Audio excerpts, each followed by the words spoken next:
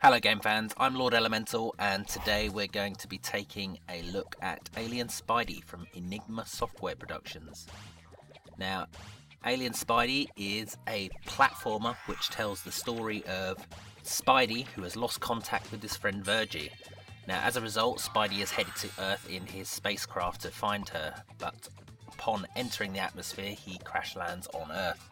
His task is to then travel through forests, ponds and dark caves, finding missing pieces of his craft, much in the way of Pikmin. The aim of the game is fairly simple. You have to get Spidey from the start of the level to the end, collecting as many items along the way, with as few deaths as possible. Spidey does this with a mixture of scurrying across the ground and in the air by firing his spiderweb at scenery such as walls, flowers and ladybirds. These can be used to get across hazards such as thorny bushes, water and enemies such as beetles and flies. The three areas have several levels apiece, and in order to move to the next level it requires that you collect a number of stars. These are earned based on your performance on each level, such as collecting all the items, the number of times you die and the speed in which you complete the level. While you can simply complete each level and move on to the next, you will not be able to progress to the next area until you have got the required stars, much in the way a lot of casual phone games. As a result, this does mean you'll have to master a lot of the levels, and it is here that the annoyances start to show. The game can be played either with a keyboard and mouse combination or an Xbox controller, and both work very well, but issues with the scenery can cause failed jumps. For example, when nearing the end of a platform, there may be a small ridge which causes the spider not to jump, and you should be able to see that in the video. It's a very frustrating problem considering deaths make up part of your final score and you will be dying a lot. Also, power-ups sometimes do not activate straight away, and the power-ups include higher jumping, lower gravity to allow floating, and a bubble to survive in water.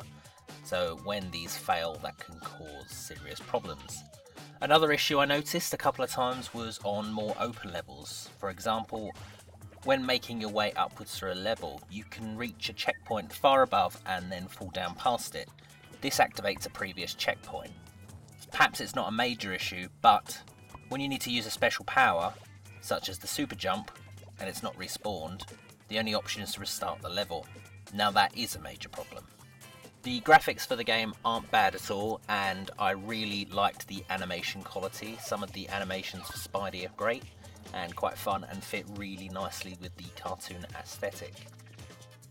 The level design is fairly varied, however some of the backgrounds can be a little bit plain, and I would have liked to have seen a little bit more variety and just a little bit more depth to the levels.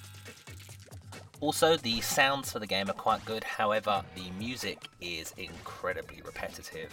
It's not bad music, however when you've played it for half an hour or an hour or so, it does start to grate on you a little bit. Despite the issues though, the game does remain quite fun to play. If you like challenging platform games, especially ones that hark back to the 8-bit days of replaying a level to master it, then you should definitely consider the game. Ultimately, it's an easy game to play, however a much harder game to master. The graphics aren't bad, and the jumping issues and scenery issues and power-up issues can be annoying, but they're not entirely game-breaking. The game is available on Steam now. As always, thank you very much for watching. Please do like, comment and subscribe if you enjoyed the video, and do check back with us in the next couple of days. We should have a few more reviews for you, including reviews for games such as Anna and a big review for Metro Last Light on Monday. Thank you.